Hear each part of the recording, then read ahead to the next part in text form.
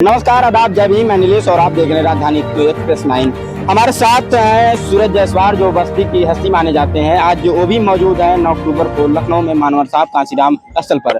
तो आप सबसे पहले आपका स्वागत हमारे चैनल में। अस्सलाम वालेकुम, जय हिंद, जय भारत, जय भीम, जय भीम। और जितने लोग भी देख रहे हैं, आपके माध्यम से ये हमारा सेकंड इंटरव्यू है। जब मैं जौनपुर आजमगढ़ में गया था और बहुत अच्छा लग रहा है बाबा साहब के सम्मान में और मान्यवर कांशीराम के पुण्यतिथि पर यहाँ पर हम जैसे छोटे छोटे इन्फ्लुएंसर भी आए हैं और जो अपने समाज की आवाज उठाने का काम करते हैं। और बाकी आप लोग को तो सम्मान है कि ऐसे पत्रकार अपने समाज बहुजन की आवाज को उठाने का काम करें।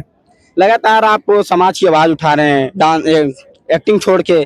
क्या लगता है आपको? राजनीति में नेता है, अभिनेता है, और जो नेता अभिनेता है वो सबको अपने साथ लेता है। जैसे अभी आपने देखा होगा, चाहे वो पवन सिंह हो या दिनेश लाल यादव हो या अपने रवि किशन जी हो, एक लहंगा उठाने वाला समोसे पे बात करता है और जो अपने समाज की आवाज उठाएगा वो अपनी किताबी भाषा की बात करेगा। That's why I am speaking. अगर हम पढ़े लिखे अपने समाज की बात करेंगे तो कुछ अच्छे लेवल पे, जैसे चंद्रशेखर भैया, बहन मायावती जी और हमारे समाज के जो बड़े बड़े नेता अब उभर के आ रहे हैं, वो वैसा हम लोग भी उनके साथ सहयोग करें। हमें कोई नेता नहीं बनना, हमें कोई पार्टी नहीं बनाना, बस अपने समाज को सहन, गलत चीजों पे हमें सहन नहीं होता, इसलिए हम अपने लड़ाई अपनी चीजों से लड़ने की कोशिश कर रहे हैं। जो हमारे नेता हर जगह क्षेत्र में नहीं पहुंच सकते हैं, उनको भी और भी बहुत सारे बड़े बड़े काम होते हैं, तो अपनी जिम्मेदारी है, चाहे वो नागरिक हो अपने समाज को, तो हमें अपनी चीजों को समझना पड़ेगा। और यही सोच सबके बीच में लेके चल रहा हूँ। इसलिए डांस क्लास और गाना बनाना, मैं अपनी कला से अपने लोगों को थोड़ा सा लुभा रहा हूँ, एंजॉय करवा रहा हूँ और उनको ये बता रहा हूँ कि धीरे धीरे जागो, अपने समाज को समझो, अपनी काबिलियत को समझो, क्योंकि हम यहाँ के मूल निवासी, हमारे साथ ही गलत हो रहा है। आप कह रहे हैं उभर के आ रहे हैं, उभर के आ रहे हैं या अलग अलग होके आ रहे हैं? उभर के मतलब कैसे होता है कि अगर किसी पार्टी की अपनी अपनी विचारधारा होती है और अपनी अपनी संगठन इसलिए बनाते हैं, जैसे कि अगर बसपा है, असपा है और भी नए नए पार्टी संगठन बन रहे हैं, उनको ऐसा लगता है कि हमें लीडर बनना है। हर कोई ऐसा सोचता है कि हम राज करें और लीडर बने और अपने पार्टी के, अपने संगठन के हम राजा रहे और उत्तरदायित्व रहे। तो ये सोच लेके चल रहा है और उसमें कोई बुराई नहीं, हर कोई राजा बने, हर कोई अपनी काम करे, मेहनत करे। लेकिन जब बस समाज की हो या फिर किसी भी उत्तर प्रदेश या किसी भी राज्य से हो या किसी शहर से हो, आपको सबको एक आना पड़ेगा। और सच बात है कि अगर कोई संगठन बना रहा है, पार्टी बना रहा है, कोई गलत नहीं कर रहा है, लेकिन जब आपको लड़ना होगा तो आपको साथ में आना पड़ेगा। जैसे कि बीजेपी है, उसके उनकी माँ है आरएसएस और उसकी है विश्व हिंदू परिषद, संघ। उनके अपने अपने चैनल है, उनके अपने अपने चैनल की विचारधारा है और उनके अपने समाज के माध्यम से अपनी वीडियोस लोगों तक पहुंचाते हैं। तो वो कोई गलत काम नहीं कर रहे, वो साम दंड भेद सब लेके चल रहे हैं और हमारा समाज उनके पीछे गुणगान गा रहा है। और ये चीज हमारे समाज को समझने की बहुत जरूरत है कि हम अंधभक्त नहीं बनना चाहिए, हमें मोदी भक्त नहीं बनना, हमें पत्थर भक्त नहीं बनना, हमें पूजा भक्त नहीं बनना। हमें क्या बनना है? हमें सिर्फ अपने बाबा साहब के आदर्शों पर चलना पड़ेगा। और यही चीज हमारे नेता कुछ लोग कर रहे हैं, सब नहीं कर रहे हैं, कुछ नेता कर रहे हैं जो पढ़े लिखे और उनको समाज की अच्छे बुरे की पहचान है। जैसे बहन मायावती जी और चंद्रशेखर भैया, जब बहन मायावती जी अपने समाज की लड़ाई धीरे धीरे धीरे धीरे धीरे वो लड़ना कम कर दी, तो चंद्रशेखर जी के भैया जैसे युवा सामने आए और वो लड़ रहे हैं। लेकिन हमारे जो बुजुर्ग हैं, हमारे बाप दादा हैं, मम्मी पापा हैं, बहुजन समाज पार्टी को बहुत ज्यादा देखते हैं, समझते हैं, सपोर्ट करते हैं। और उनकी ताकत आप इसी से अंदाजे से लगा लो कि एक स्टेटमेंट देने पे 15-20 लाख की भीड़ आ जाती है। और समझो अगर वो नेता बाहर निकलेंगे, बहन मायावती जी, आदरणीय बहन मायावती जी अगर जो सत्ता की लड़ाई लड़ना शुरू कर देंगे, तो यहाँ पर बुढ़ा जवान सब उनका साथ देगा और मैं खुद भी उनका साथ दूंगा। क्योंकि बात ये नहीं है कि वो संघर्ष किया, उन्होंने सड़कें नहीं थी, उन्होंने तब संघर्ष किया जब महिलाओं को घर से निकलने का अधिकार नहीं था। उन्होंने तब लड़ाई लड़ी जब कोई समाज में कोई खड़ा नहीं होता था। समाज में जिस समाज से आती हूँ, समाज का आदमी तक नहीं बोलता था, तो महिलाओं की क्या हिम्मत होती? पहले तो सर्वप्रथम लड़ाई बाबा साहब ने लड़ी। उसके पहले जितने क्रांतिकारी थे ना, वो हमारे समाज के थे ना अनेक जात के थे, और हर जात धर्म के लोग क्रांतिकारी थे। अपने समाज को लड़ने के लिए सबको एक आना पड़ा, चाहे भगत सिंह हो, बटुकेश्वर जी हो या फिर सदगुरु हो, सब लोग साथ में आए। राजगुरु सददेव सुखदेव सब लोग साथ में आए। तो हर कम्युनिटी के लोग थे, पर उनकी सोच क्या थी? वो नास्तिक थे, किसी धर्म को, किसी की पूजा पाठ नहीं करते थे। जो इंसान नास्तिक है जो इंसान सबको इंसानियत की, तो भगत सिंह जी ने यही बात करी थी जब चंद्रशेखर आजाद जी से किसी ने सुखदेव से और राजगुरु से एक बात कही कि एक थोड़ी सी उपलब्धि मिल गई, 23 साल का लड़का पूरा नाम फैल गया, बदमाश बन गया, तो पगला गया भगत। तो भगत सिंह ने अपने ऊपर किताब लिखी कि नास्तिक क्यों। अगर आप किसी भी, आप मुसलमान हो, हिंदू हो, चमार हो, आप किसी भी समाज से हो, लेकिन अगर आप इंसानियत समझते हो तो आप धर्म का पूजा पाठ करना छोड़ दोगे। अगर आप इंसानियत को देखोगे तो आप धर्म को नहीं देखोगे, अगर आप धर्म को देखोगे तो इंसानियत को नहीं देखोगे। अगर मैं चमार हूँ, मैं अपने जाटो समाज को प्यार करता हूँ, तो इसलिए प्यार नहीं करता हूँ कि मैं चमार जाति का हूँ।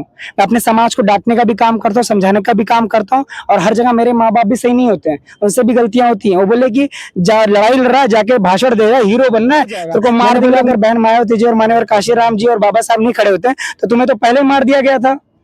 मैं तो पैदा होते ही मेरे को गुलामी, एक मिनट एक चीज है, आपको ही नहीं, एक मिनट पूरी बात कर ले।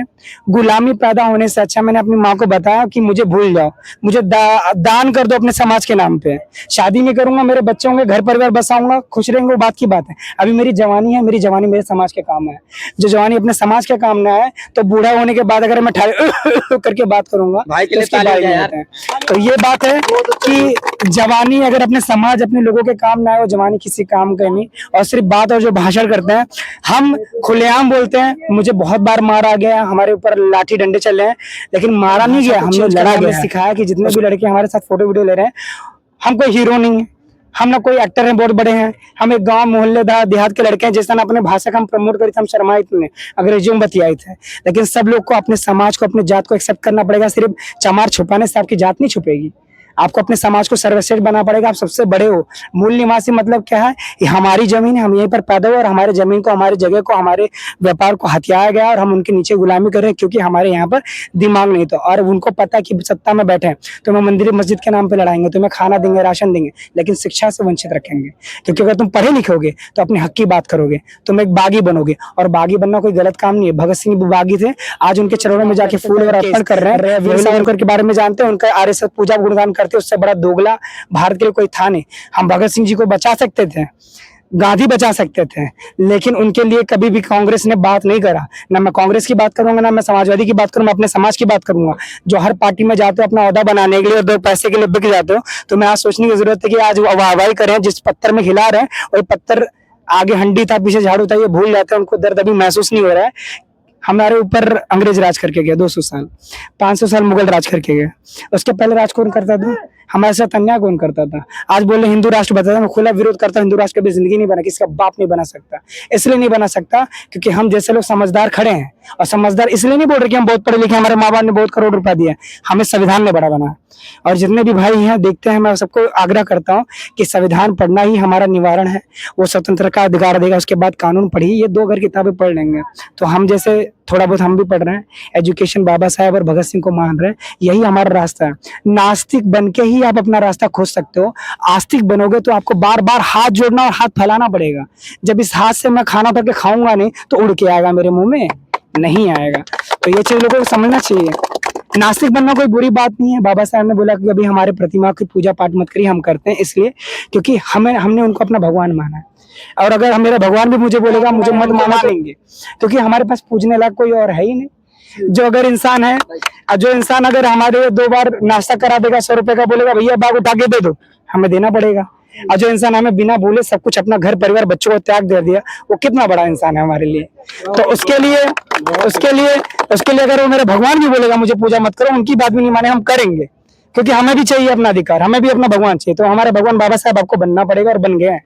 इसलिए भगवान बुद्ध और भगवान बाबा साहब, ये 2 हैं, इनके अलावा हमारे पास कोई देवता नहीं है। जो हमें निवारण दिया, जीते जीते हमारे सामने किया, जिसको हमने देखा नहीं उसको भरोसा क्या करें।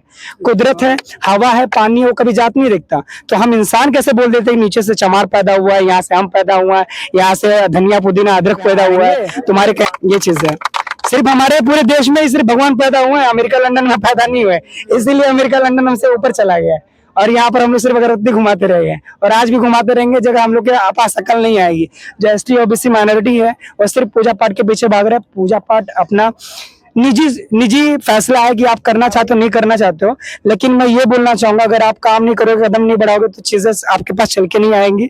चाहे ओशो हो या जितने बड़े बड़े लेखक और राइटर हुए हैं, उन्होंने सिर्फ और सिर्फ अपने ऊपर यकीन किया, अपनी बातों पर भरोसा किया और काम करने के बाद जो उपलब्धि हासिल किया वो हमारे सामने है। अगर वो लाइट जलाने वाला अल्बर्ट आइंस्टाइन, बहुत सारी चीजें यार, मैं किस चीज के बारे में, न्यूटन है, अगर बहुत सारे हम लोग को चीजें मिली, वो हमारे इंडिया का कुछ नहीं है।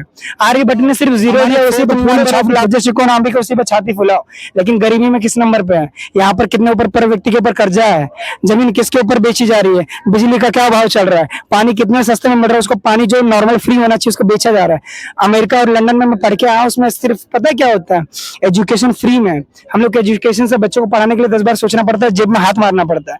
इससे बड़ा दुर्भाग्य हमारे लिए क्या होगा? हमें 5 किलो राशन 2 दिन में 4 दिन में लोगों के घर में खत्म हो जाता है, उसमें हमारा जीवन दान चलेगा?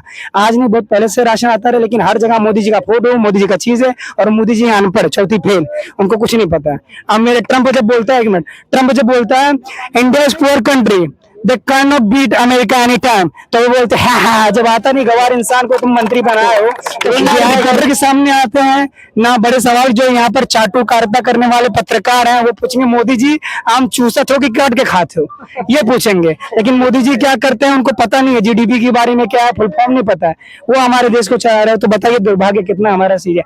पाकिस्तान हमसे नीचे स्तर पे था, आज पाकिस्तान परमाणु में उसको लीडर ऑफ अमेरिका ने चुन लिया, हमारे ऊपर टैरिफ लगा दिया, और अमेरिका के जो दवाई कंपनी थी 100% टैरिफ लगा दिया, जो 1 रुपए की चीज 2 रुपए में बिक रही है।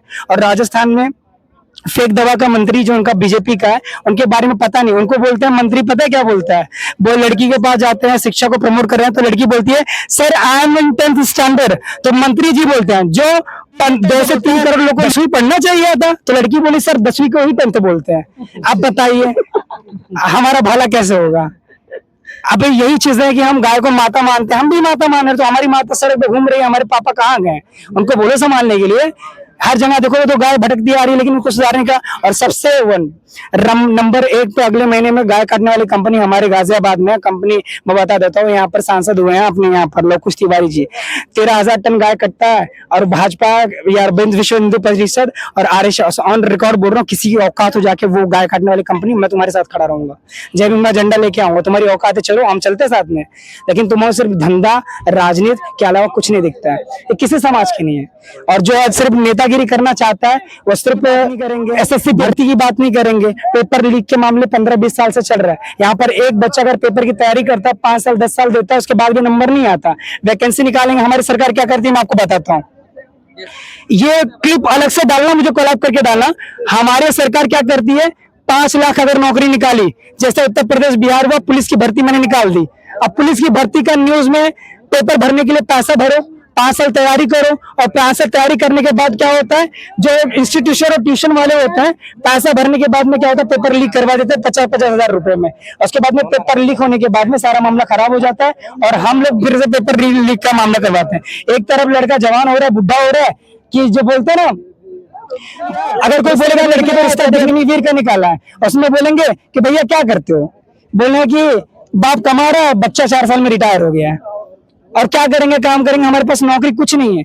आपको अगर नौकरी चाहिए, वो बंदा आप खुश नहीं है, मंदिर दे रहा है, 5 किलो राशन दे रहे हैं, 2 करोड़ नौकरी दे रहे हैं, 15 लाख की टोपी पहनाई चुके हैं, काला धन को सफेद कर ही चुके हैं, गुंडे मवाली प्रदेश छोड़ के भाग गए हैं, ये क्यों भागा है?